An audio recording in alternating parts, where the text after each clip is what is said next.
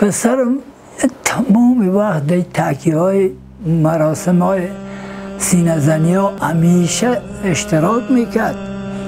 تو همین مسجد های خود ما همین دور بر مشتاق است، همیشه دمی مراسم ها پرچم میزد، میکشید، چادر میکشید که آشپزا میرفت.